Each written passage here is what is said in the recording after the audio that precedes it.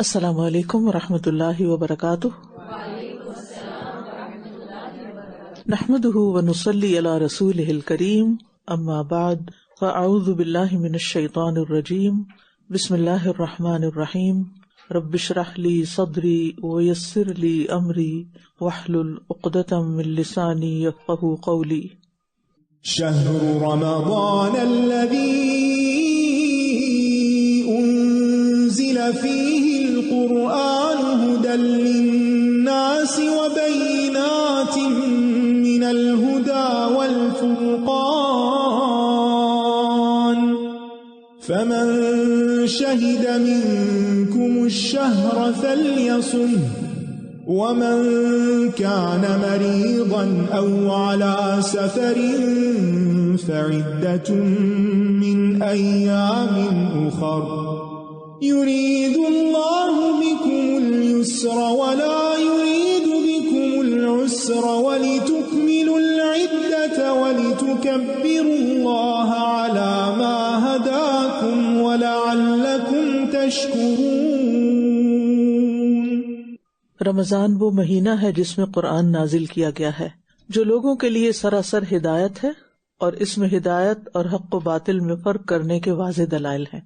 ان دلائل سے فائدہ اٹھانے کے لیے قرآن مجید کی تلاوت بھی کرنی چاہیے، اس کو سمجھنے کی کوشش بھی کرنی چاہیے، اور خاص طور پر قیام میں یعنی رات کی تراویح میں قرآن مجید کا سننا اس پر غور و فکر کرنے کا موقع فراہم کرتا ہے۔ اللہ سبحانہ وتعالیٰ نے ہمیں پیدا ہی اپنی عبادت کے لیے کیا ہے، اور عبادت کے طریقے اور اوقات بھی بتا دیے ہیں، اور رمضان میں بہت سی عبادات کو جمع بھی کر دیا ہے۔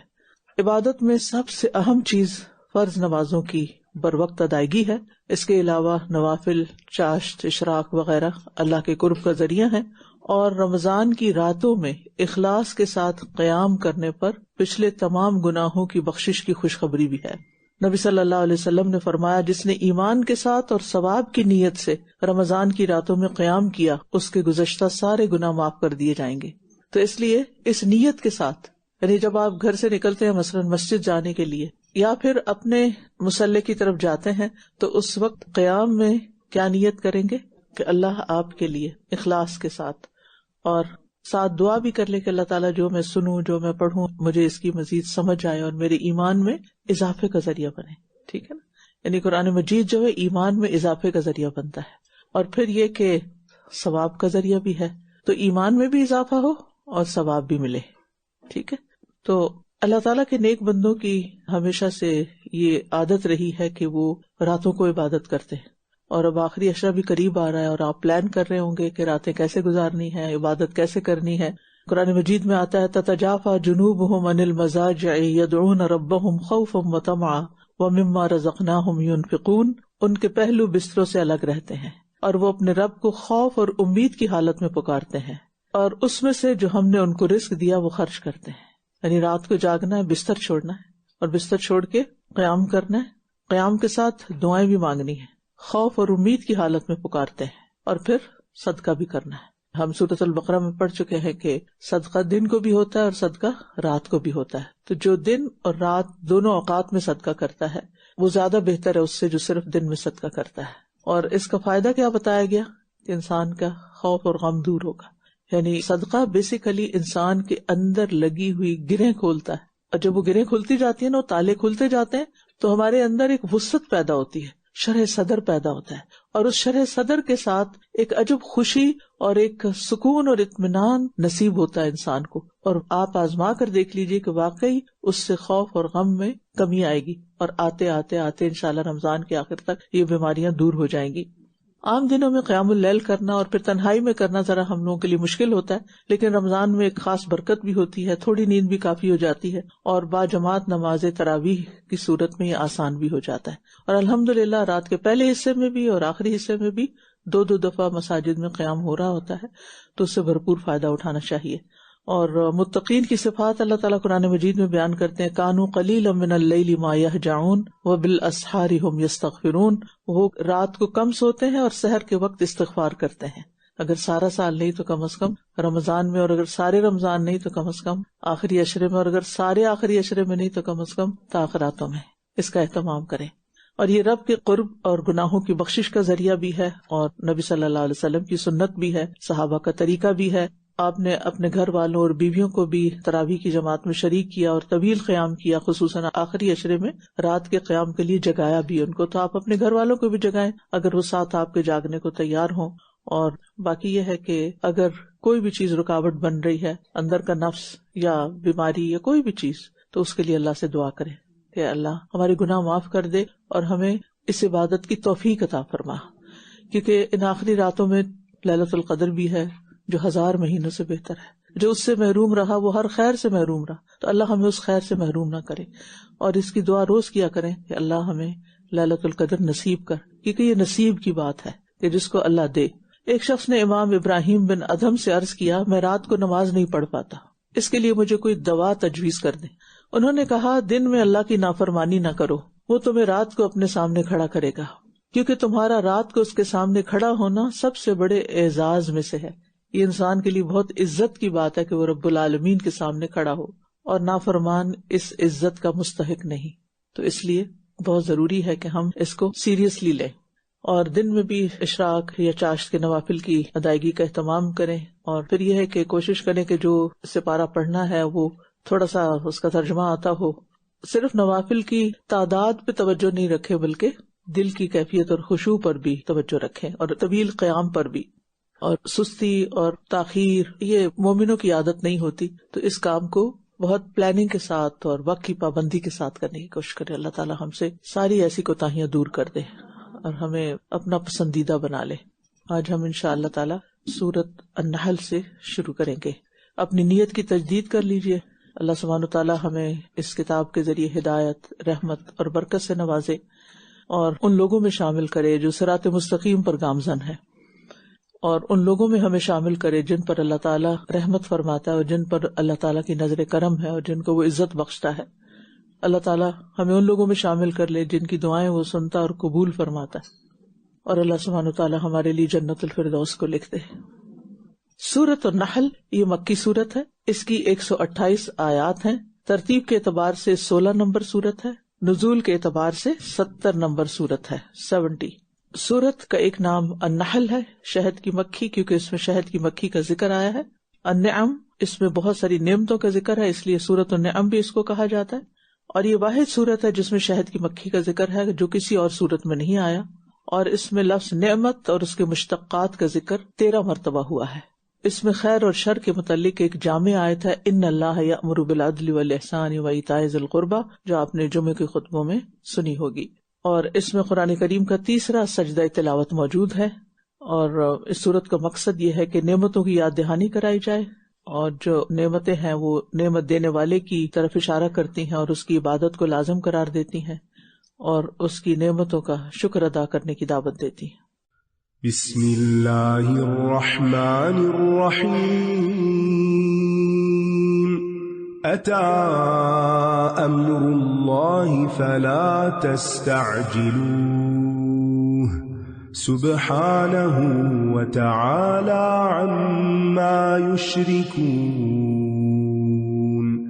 ينزل الملائكة بالروح من أمره على من يشاء من عباده أن أنذروا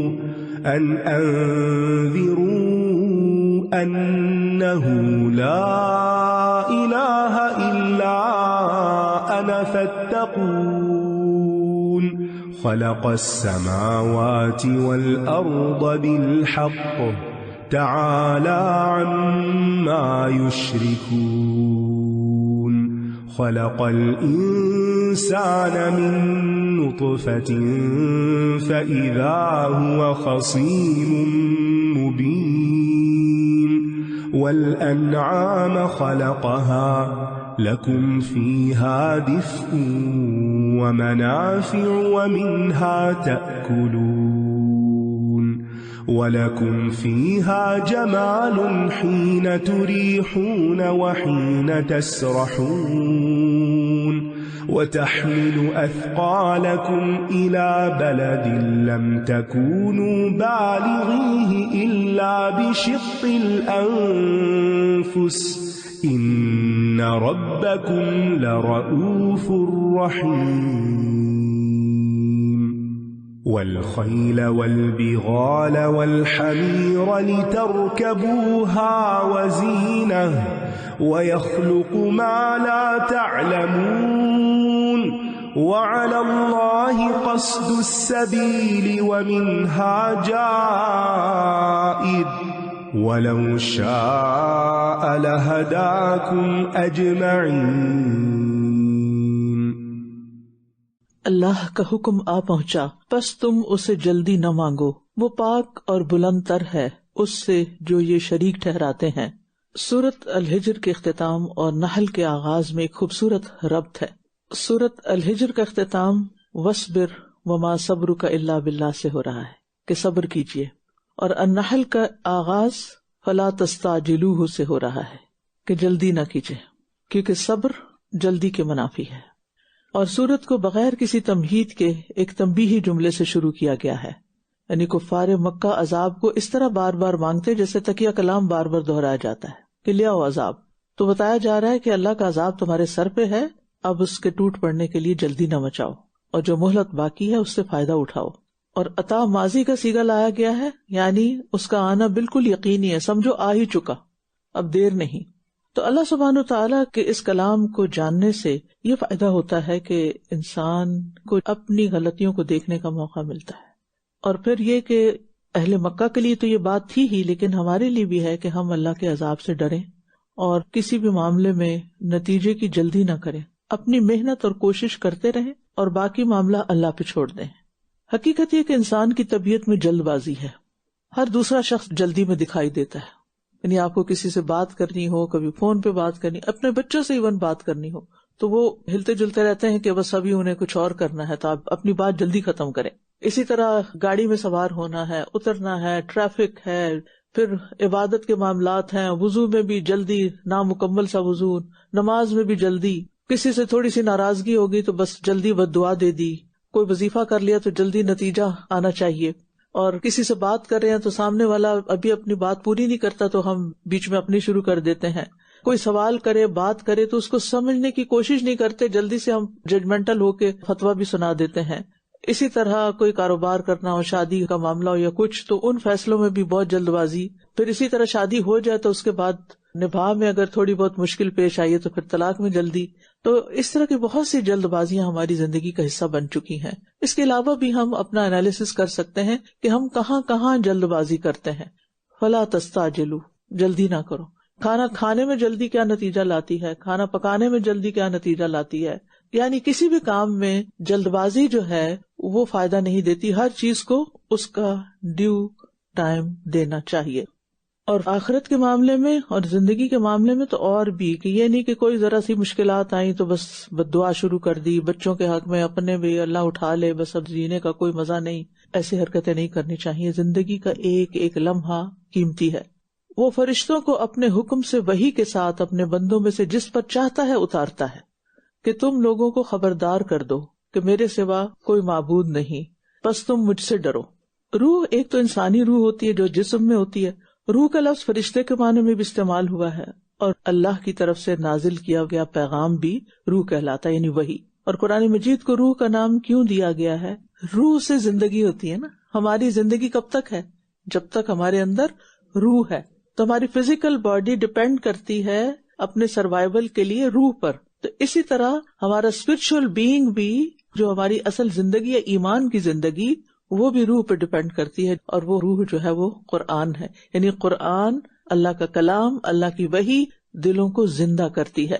اور پھر یہ ہے کہ انسان کو جس چیز کے بارے میں معلوم نہ ہو اس کے بارے میں شک نہیں کرنا چاہیے، کیونکہ ہم روح کے بارے میں زیادہ نہیں جانتے تو اس کا یہ مطلب نہیں کہ ہم اس کو مانے ہی نہ۔ اور پھر یہ بات بھی ہے کہ جس دل میں توحید کا اثر نہ ہو، یعنی لا الہ الا اللہ سرایت نہ کرے، تو وہ پھر بعد میں عمل کے قابل بھی نہیں ہوتا۔ اسی لیے یہاں کہا کہ انذروا انہ لا الہ الا انا فاتقون۔ اس نے آسمانوں اور زمین کو حق کے ساتھ پیدا کیا ہے، وہ بلند تر ہے اس سے جو یہ شریک ٹھہراتے ہیں، یعنی اللہ سبحانہ وتعالیٰ خالق ہے اور بلند تر ہے اور شرک سے پاک ہے، اور جب زمین و آسمان کی پیدائش میں کوئی اس کا شریک نہیں تو پھر کسی بھی معاملے میں کوئی اس کا شریک نہیں. اس نے انسان کو ایک نطفے سے پیدا کیا، پھر یکا یک وہ کھلم کھلا جھگڑنے والا ہے.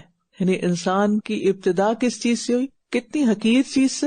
اور جب اس کو تھوڑی سی طاقت ملتی ہے، بولنے کے قابل ہوتا ہے، کچھ کرنے کے قابل ہوتا ہے، تو پھر وہ جھگڑوں پہ اتر آتا ہے. جس طرح جلد بازی ہے نا انسان کی نیچر میں، اسی طرح جھگڑالو پن بھی ہے. یعنی چھوٹی چھوٹی بات پہ جھگڑا کر دیتا ہے. دوسروں کی بات سمجھ نہ آئے تو فوراً اعتراض. کوئی آپ سے اپنا ارادہ شیئر کرے تو فوراً اس میں کوئی خلل، کوئی نہ کوئی ججمنٹ دے دینا، دوسروں کی تحقیر کرنا، اپنی فضیلت ظاہر کرنا، یہ سب جھگڑے کی قسمیں ہیں. اور اپنے کلام پہ ڈٹ جانا، ضد کا شکار ہو جانا، بے فائدہ لغو قسم کی گفتگو کرتے جانا. اور پھر کلامی جھگڑوں کے علاوہ دیگر خاندانی معاملات میں جھگڑے. تو بات یہ ہے کہ اللہ نے انسان کو اور اس دنیا کو پیدا کیا، اور انسان کیا کہتا ہے کہ اس دنیا کے معاملات میں تم اللہ کی بات نہ کرو، دین کی بات نہ کرو. تو یہ بھی ایک جھگڑا ہے. اور اس نے چوپایوں کو پیدا کیا جن میں تمہارے لیے گرمائش کا سامان ہے اور کئی دوسرے فائدے ہیں، اور ان میں سے تم کھاتے بھی ہو. اب یہاں نعمتوں کا ذکر شروع ہو گیا ہے. تو یہ سب سے پہلی نعمت ان جانوروں کا ذکر ہے جن سے ہم بے پناہ فائدے اٹھاتے ہیں. اور ان میں تمہارے لیے خوبصورتی کا سامان ہے. یعنی صرف تمہاری مادی جسمانی ضروریات کو پورے نہیں کرتے، بلکہ تمہاری حصی ضروریات، یعنی تمہاری جو ایستھیٹک سینس ہے اس کے لیے بھی سیٹسفیکشن کا سامان ہے.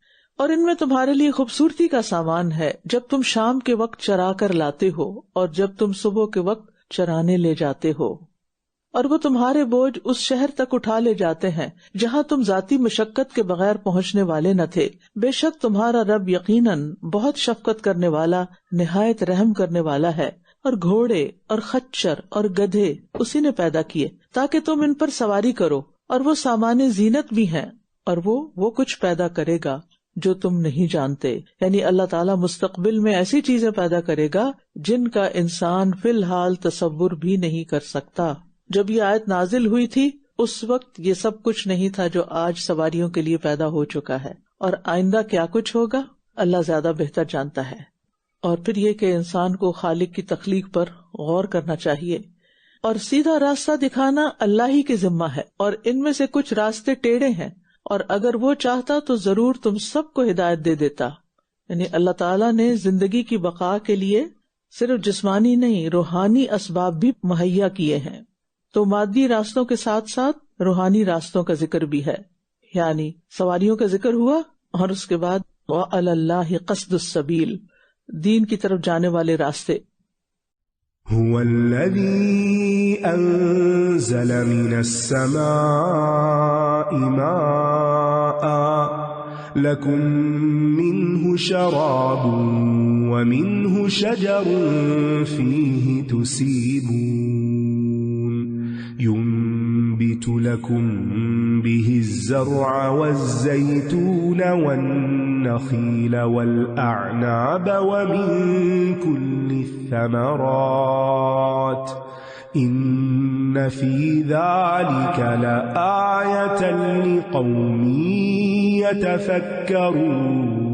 يتفكرون وسخر لكم الليل والنهار والشمس والقمر والنجوم مسخرات بأمره إن في ذلك لآيات لقوم يعقلون وما ذرأ لكم في الأرض مختلفا ألوانه إن في ذلك لآية لقوم يذكرون وهو الذي سخر البحر لتأكلوا منه لحما طريا وتستخرجوا منه حلية تلبسونها وترى الفلك مواخر فيه ولتبتغوا من فضله ولعلكم تشكرون وألقى في الأرض رواسي أن تميد بكم وأنهارا وسبلا لعلكم تهتدون وعلامات وبالنجم هم يهتدون أفمن يخلق كمن لا يخلق أفلا تذكرون وإن تعدوا نعمة الله لا تحصوها إن الله لغفور رحيم والله يعلم ما تسرون وما تعلنون والذين يدعون من دون الله لا يخلقون شيئا وهم يخلقون أموات غير أحياء وما يشعرون أيان يبعثون. وہی ہے جس نے تمہارے لیے آسمان سے پانی اتارا جس سے تم پیتے ہو اور اسی سے درخت اگتے ہیں جن میں تم جانور چراتے ہو. تو جسم کے لیے نباتاتی نعمتوں کا بیان ہے، یعنی پہلے ان جانوروں کا ذکر کیا جن سے انسان لحمی غذائیں یعنی پروٹین وغیرہ حاصل کرتا ہے، اور پھر یہاں پر نباتاتی غذائیں یعنی یہ ساری چیزیں انسان کے لیے ضروری ہیں ایک بیلنسڈ ڈائٹ کے لیے. وہ تمہارے لیے اس پانی کے ذریعے کھیتی، زیتون، کھجور کے درخت، انگور اور ہر قسم کے پھل اگاتا ہے. بے شک اس میں یقیناً ایک نشانی ہے ان لوگوں کے لیے جو غور و فکر کرتے ہیں. اور اس نے تمہارے لیے رات اور دن اور سورج اور چاند کو مسخر کیا اور اس کے حکم سے ستارے مسخر کیے گئے ہیں. بے شک اس میں یقیناً نشانیاں ہیں ان لوگوں کے لیے جو عقل رکھتے ہیں. تسخیر کا مطلب ہے کسی چیز کو اس کا اختیار اور مرضی ختم کر کے اپنا تابع بنا کر اپنی مرضی کے مطابق چلانا. تو اللہ نے انسان کے لیے دن، رات، سورج، چاند مسخر کیے ہیں، یعنی وہ تمہارے فائدے کے لیے ہیں. اور پھر اللہ نے مسخر کیا یعنی اللہ ہی کے حکم کے تابع ہیں اور تمہارے فائدے کے لیے اس نے مسخر کیے ہیں. یعنی ان کی اپنی مرضی نہیں ہے بلکہ اللہ کی مرضی ان پہ چلتی ہے، اور وہ مرضی کیا ہے کہ انسان اس سے فائدہ اٹھائے. تمہارے لیے یہ سب کچھ کیا ہے، یعنی تمہاری بقا کے لیے، تمہاری ضروریات پوری کرنے کے لیے، تمہیں فائدے پہنچانے کے لیے اللہ نے ان سب کو پابند کر رکھا ہے. کیونکہ یہ لفظ بار بار آئے گا تو اس لیے اس پر توجہ فرمائیے. یعنی سورج، چاند، ستارے یہ اپنے انتظامات کے خود مالک نہیں ہیں، اپنی مرضی سے نہیں چل رہے، انہوں نے اپنا رستہ خود نہیں متعین کیا بلکہ اللہ سبحانہ تعالیٰ کے بتائے ہوئے طریقوں پر چلتے ہیں تاکہ انسان ان سے فائدہ اٹھائے. اور اس نے تمہارے لیے جو کچھ زمین میں پھیلا دیا ہے اس کے رنگ مختلف ہیں. سبحان اللہ، رنگا رنگی. یقیناً اس میں ان لوگوں کے لیے نشانی ہے جو نصیحت حاصل کرتے ہیں، یعنی انسانی ضروریات کے ساتھ ساتھ انسان کے ذوق جمال کا بھی خیال رکھا گیا ہے. خوبصورتی ایک ایسی چیز ہے، رنگ ایسی چیز ہے جو انسان کو تسکین دیتے ہیں. جب آپ دیکھیں ونٹر میں رنگ کم ہو جاتے ہیں باہر تو پھر باہر جانے کو بھی دل نہیں چاہتا، کتنا کنٹراسٹ ہو جاتا ہے نا. پھر یہ کنٹراسٹ جو نا شکر ادا کرنے کے قابل انسان کو بتاتے ہیں. لیکن ہم جب یہ رنگ بدلتے ہیں تو پھر شکر ادا نہیں کرتے، لیکن جب رنگ ختم ہوتے ہیں تو شکوے شکایتیں ضرور کرتے ہیں. اور یہ سب دلائل فائدہ کس کو دیتے ہیں؟ یہ رنگ فائدہ کس کو دیتے ہیں؟ جو نصیحت حاصل کریں، جو اللہ کی طرف جانا چاہیں، وہ ان سے اصل فائدہ اٹھاتے ہیں. یعنی ایک وقتی لذت اٹھانا، دیکھ کے خوش ہو جانا، اور ایک اس سے آگے جانا، اور وہ ہے اصل مطلوب کہ جس نے بنایا ہے، جس نے یہ دیا ہے، اس کے شکر گزار بن جائے، اس کو پہچانے، اس کی عبادت کریں، اس کو راضی کریں، اس کو اپنی زندگی میں سب سے زیادہ اہمیت دیں. اور وہی ہے جس نے سمندر کو مسخر کیا تاکہ تم اس میں سے تر و تازہ گوشت کھاؤ، اور تم اس میں سے زیورات نکالو جنہیں تم پہنتے ہو، اور تم کشتیوں کو دیکھتے ہو جو اسے چیرتی ہوئی چلتی ہیں، اور تاکہ تم اس کا فضل تلاش کرو، اور تاکہ تم شکر ادا کرو. اب توحید کے دلائل پر اللہ تعالیٰ کی ایک اور عظیم مخلوق کا ذکر ہے، اور وہ کیا ہے؟ سمندر. کہ ایک ہی سمندر میں کشتیاں مختلف سمتوں میں چلتی ہیں، یہ بھی اللہ کی قدرت ہے. اور پھر یہ کہ انسان وہاں سے بے شمار اور فائدے بھی اٹھاتا ہے، من پسند کا شکار کرتا ہے، لیکن عموماً غور و فکر نہیں کرتا یا نصیحت حاصل نہیں کرتا. تو ہمیں کیا سبق دیا جا رہا ہے؟ یہ تمہارے لیے، انہیں دیکھو، محسوس کرو، اور پھر اصل مقصد تک پہنچو، شکر ادا کرو. اور اس نے زمین میں پہاڑ گاڑ دیے کہ وہ تمہیں لے کر ڈھلک نہ جائے، اور نہریں اور راستے بنا دیے تاکہ تم راہ پا سکو. جن جن چیزوں کا ذکر اگر آپ ڈرا کرتے جائیں ایک بہت زبردست سینری بن جائے گی. پہاڑوں کی وجہ سے انسان زمین پر سکون سے رہتا ہے. اگر یہ پہاڑ نہ ہو تو پھر زمین تمہیں لے کے لڑکتی رہے. یعنی پہاڑ نہ ہوتے تو زلزلوں کی وجہ سے کوئی زمین پہ آبادی نہیں ہو سکتی تھی. اور پھر زمین میں نہروں کا سلسلہ، دریاؤں کا سلسلہ، یہ بھی اللہ تعالیٰ کی وحدانیت پر دلیل ہے. اور دریاؤں کے علاوہ قدرتی راستے بنانا اور پہاڑوں کے بیچ بیچ میں سے بھی زمین کے ایک حصے سے دوسری طرف جانے کے لیے راستے بنانا، یہ بھی اللہ سبحانہ تعالیٰ کی قدرت کی نشانی ہے. اور پھر یہ کہ اگر اللہ نے انسانوں کے لیے منزل مقصود تک پہنچنے کے راستے بنائے ہیں تو کیا اللہ سبحانہ تعالیٰ نے بندے کی ہدایت کا کوئی سامان نہیں کیا؟ تو جو شخص زمین کے راستوں پر چلے وہ اللہ کے راستے پر بھی چلنے کی خواہش رکھے. اور پھر یہ کہ زمین پر چلتے ہوئے اللہ کی اطاعت کا کام کرتا رہے. ایسا نہ ہو کہ زمین کا کوئی ٹکڑا ہمارے لیے باعث حسرت بنے. اور علامات بنائی اور ستاروں کے ذریعے وہ راہ پاتے ہیں. یعنی اللہ سبحانہ تعالیٰ نے ستاروں کا مقصد بھی بتا دیا کہ وہ رات کے اندھیرے میں انسان کو سمت بتاتے ہیں. کیا بھلا وہ جو پیدا کرتا ہے اس کی مانند ہو سکتا ہے جو کچھ بھی پیدا نہیں کر سکتا؟ کیا پھر بھی تم نصیحت حاصل نہیں کرتے؟ یعنی اللہ سبحانہ تعالیٰ ہی ان سب چیزوں کا خالق ہے. کیا اس کے علاوہ کوئی اور بھی خالق ہے؟ نہیں. اگر نہیں ہے تو پھر وہ جو خالق ہی نہیں اور وہ جو خالق ہے دونوں کو برابر کیسے کر دیا تم نے؟ کیا تمہیں نصیحت نہیں آتی؟ یعنی تمہیں نصیحت حاصل نہیں ہوتی؟ اصل بات یہ کہ انہوں نے اللہ کی قدر نہیں کی. انتہا درجے کا ظلم ہے. جس نے سب کچھ کیا اس کو کریڈٹ دینے کی بجائے توجہ ادھر ہو جائے کہ جنہوں نے ککھ بھی نہیں کیا بلکہ خود پیدا کیے گئے. اور اگر تم اللہ کی نعمتیں گننے لگو تو انہیں شمار نہ کر سکو گے.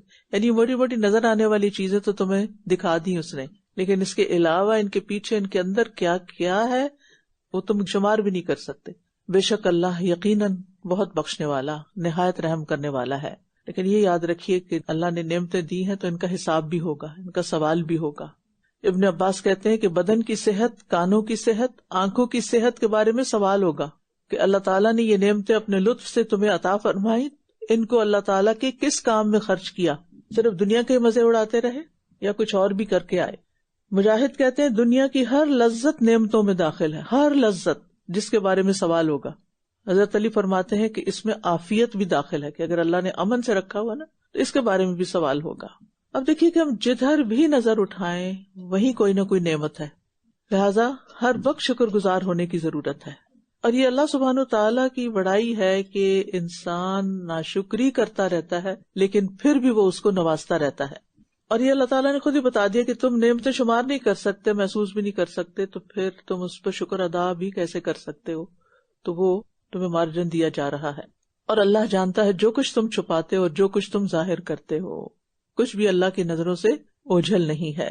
تمہارے دلوں کے راز بھی جانتا ہے، تم کیا بولتے ہو، کیا کرتے ہو، تمہارے قدم کدھر اٹھتے ہیں، سب پتا ہے اس کو. اور یہ اللہ کے سوا جنہیں پکارتے ہیں وہ کوئی چیز پیدا نہیں کر سکتے بلکہ وہ خود پیدا کیے جاتے ہیں. مردے ہیں، زندہ نہیں ہیں، اور یہ شعور نہیں رکھتے کہ یہ دوبارہ کب اٹھائے جائیں گے. اب دوبارہ پتھروں نے تو نہیں اٹھنا، انسانوں نے اٹھنا ہے. اس کا مطلب ہے کہ انسانوں میں سے جن کو انہوں نے خدا بنا رکھا تھا وہ خدا نہیں تھے، یعنی ان کے معبود نہیں تھے اصل میں، تو ان کی تو اپنی لمٹس ہیں. آپ دیکھیں کہ جن جن درباروں پر، قبروں پر لوگ جا کر عبادتیں کرتے ہیں تو ان قبر والوں کو تو یہ بھی نہیں پتا انہوں نے اٹھنا کب ہے، اپنے بارے میں کچھ اپنا فیوچر نہیں پتا تو تمہارا فیوچر کیا بنائیں گے؟ انہیں پیدا کیا گیا، وہ کچھ پیدا نہیں کر سکتے، وہ مردہ ہیں، وہ زندہ نہیں ہے، انہیں اپنے اٹھائے جانے کا وقت بھی معلوم نہیں ہے. تو یہاں بے جان باطل معبودوں کی بات نہیں ہو رہی، اصحاب القبور ہی مراد ہے، کیونکہ باس بعد الموت انہی کے لیے ہے.